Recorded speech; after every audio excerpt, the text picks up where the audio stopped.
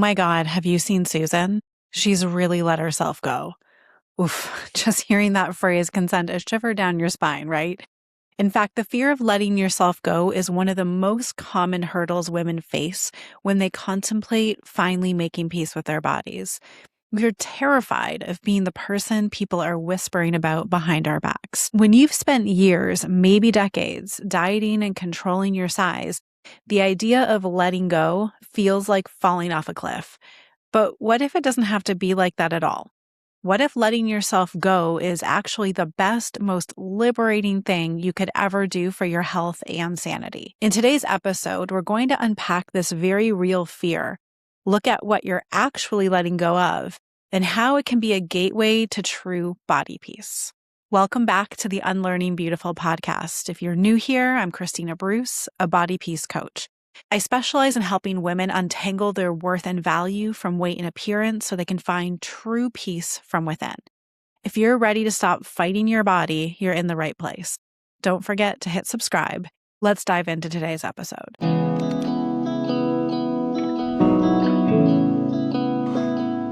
Without fail, one of the most common beliefs that comes up when I'm working with my coaching clients is this fear that other people are going to think that they've let themselves go. And sometimes they hold the belief of themselves thinking they let themselves go.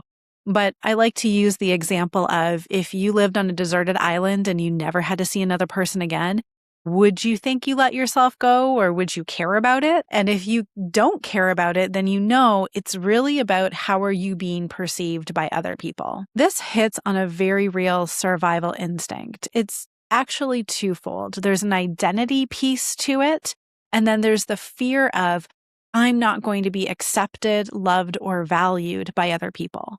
The identity piece is when we have created this sense of worth and value from being disciplined, from being put together, from having all our ducks in a row and checking all the boxes, we're respectable, etc.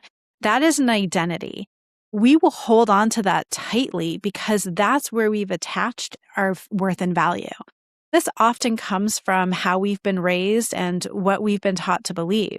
When we're children, if you received any sort of messaging that it's bad to be lazy or you don't want to be undisciplined and you need to work hard and you have to look put together, then we take those to say that means I'm going to receive the love and care and appreciation and validation from my caregivers.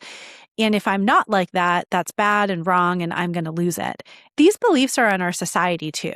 It's not even just in our family. We have this culture of working hard and being in control and being really disciplined. Of course, there's a value in all of that. But we also know that we're in a culture that struggles with burnout, that has high anxiety. So it can't really be working when we value that so highly at the cost of relaxation, rest, of what might be called laziness. Is laziness even laziness, or is it that we're just not being hyper-disciplined? If we have this identity that is tied to being really put together, and we think that we lose our sense of value in ourselves if we lose that, then of course it's going to feel really scary to think of letting go of that or letting ourselves go.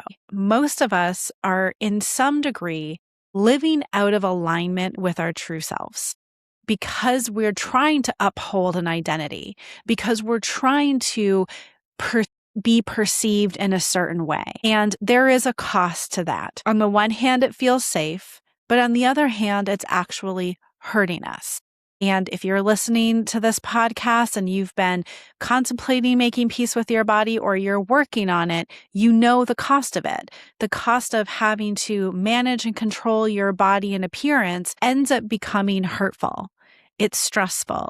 You can't let yourself listen to your desires, relax, enjoy life more because you have such a tight grip and hold over needing to manage your appearance and your weight. But the truth is we are safe, even if other people judge us negatively.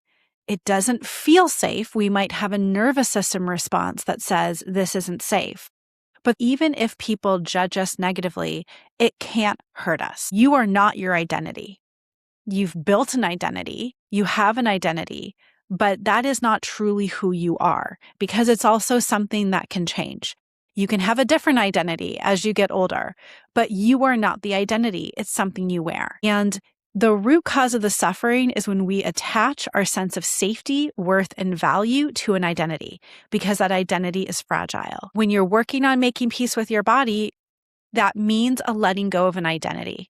That's why many people don't want to do it, because they don't realize or don't have a sense of connection to who they are without the identity. But that is actually where the real, true worth and value lies. You don't get value and worth from an identity. You actually give away your sense of value and worth to an identity, and then you suffer because you need to keep it. Really, your worth and value is inherent to who you are, regardless of how other people perceive you, regardless of even how you perceive yourself, because these are just thoughts and beliefs. As I've talked about in previous episodes, we have an emotional guidance system.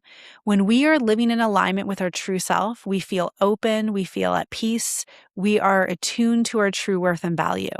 When we are entertaining thoughts and ideas and identities that in any way feel constrictive, fragile, or limiting, then we are living out of alignment with our true selves. So letting go is actually an opportunity to let go of what's no longer serving you. And that might mean letting go of an identity in order to find the worth and value that lives in who you really are. When you've spent a lifetime of dieting, this is a huge identity shift. And I don't even want to say identity shift, because I don't believe that you need to take on a new identity in order to orient yourself. You need to see who you are when there is no identity present. It's deeper work, I know, but that's where your true lasting fulfillment and power comes from, because it's solid, because you can take on a different identity and then let it go, but you really know who you are. You know you're playing a role. You know that you're being a certain way in a certain time in your life. But when that changes, you don't lose your sense of worth and value, because you're rooted within your deeper self. Let's look at these beliefs that we have around this idea of letting go. Society tells us that letting go means you're lazy or messy or uncaring or a failure, particularly when it comes to our appearance. Most women only know two extreme modes. You've only known when you've got it together, you're on the wagon, you got your ducks in a row, and then you know when you fell off the wagon and you quote unquote let go, and it didn't feel good. When you've only lived in those extremes, letting go doesn't actually feel good. It feels bad. And so you say, well, yeah, I have to be in control. I have to have it together because I feel better that way. Well, of course you do when you're living in the extremes, but there is a balanced way. When you're in tight control in management of your appearance and your body, there is a cost to that. That's not easeful. That's not relaxing. That is out of fear. So the middle path is where you end up having this discipline or caring for your health and well-being that actually comes easily. It's not black or white. It's not either or. It's when you let go, you may swing all the way to the other side, but that won't feel good.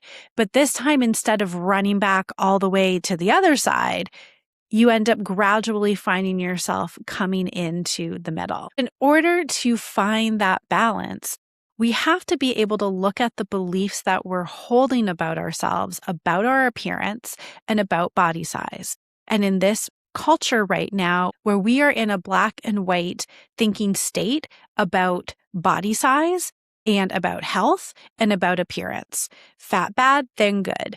There really is not a lot of balance. And this is why, if we look around at our culture, we're being taught to be in control and follow these things in order to feel good, to our detriment. But it's the beliefs that we've inherited and that we've learned that have taken us out of balance. When you are truly listening to what feels good to you, it's actually really easy to take care of yourself. But it requires an attunement, and we have to be able to let go of these beliefs that for many people are fact. So thin, good, fact.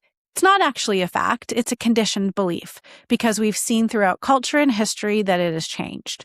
When we're able to identify and root out these beliefs and see them in a different way, that frees us to be able to start to listen to ourselves and say, what do I actually really want to do? What feels good to me? And then when the body changes, if you're rooted in your sense of self, of worth and value and safety, it will not matter what other people think, because what matters most to you is that you're feeling good, true to yourself. This is, of course, the deeper work that needs to be done. I have a couple ways that I do this with people.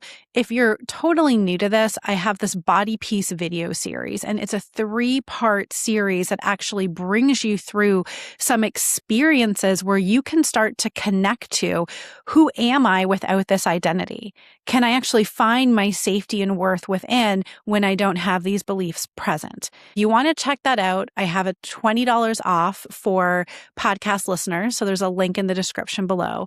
And the deeper work unfolds too in my one-on-one coaching and small group coaching. You can check that out in the link below as well. That is the path that is needed to take in order to be able to be open to, quote unquote, letting go, and it not be something that you collapse in, that it's not the thing that holds you back from being able to truly follow well-being for yourself, to live in alignment with yourself. We need to look at this in a different way. What is it that you're letting go of? Because when you are dieting and restricting, there is a heck of a lot of control and stress and fear that is in that. That is really a normal part of your life. And making peace with your body is letting go of that. That's really positive. You're letting go of what you thought you had to carry, the way that you thought you needed to be, to actually open up to a freedom. When you let go of that, what do you gain? Do you gain more compassion for yourself? Do you gain the ability to enjoy food more? Do you gain more mental space where you're not thinking about food in your body all the time and you're able to actually be more present with people? The body peace path is really about reclaiming who you really truly were meant to be in this world before it got hijacked by all these beliefs and ideas that something was wrong with you or your body, or this was the only way that you could take care of your health. When you're able to let go of that, you're able to attune to your wisdom, to your innate internal guidance system, which is very powerful. It's not that when you let go, there's nothing there, that you've fallen off of this cliff. It can feel like that when you're not rooted into the deeper sense of yourself. Meditation practice is really powerful for this, because when you just sit quietly with your eyes closed, and here's something you can try. Imagine as if you woke up one morning and you had amnesia. And that might sound a little scary, but you didn't have a sense of identity or who you were. I want you to notice that you still exist.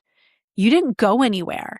It's not like just because you forgot your name and who you were, you stopped living.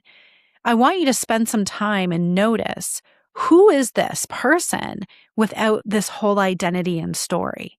And start to get to know that person, because that is the essence of you.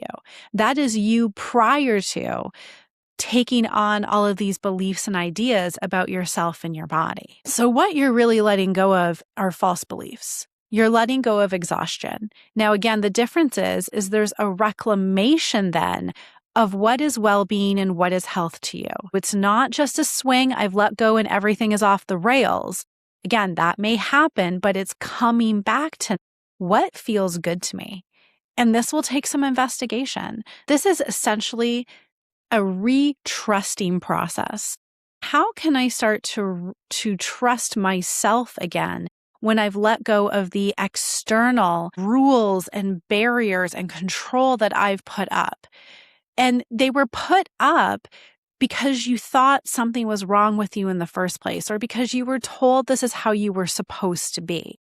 These rules and barriers for most people is what took you away from naturally trusting yourself. And then it caused fear. And if the fear of what other people are thinking is really coming up for you, don't worry. I'm going to dive into that in the next episode, because I know that that's a real big one for people. But in this episode, I want you to realize that letting go isn't the negative thing that you thought that it was. especially when you're letting go of what's not serving you and you're reclaiming your true health and well-being and balance. That is what this body peace process is about, because you are born worthy and valuable, and you have a right to live easefully in your body, no matter what other people are thinking. This is reclamation of your power, of your sovereignty, and your trust in yourself. Thanks for listening to this episode. Look forward to seeing you in the next one.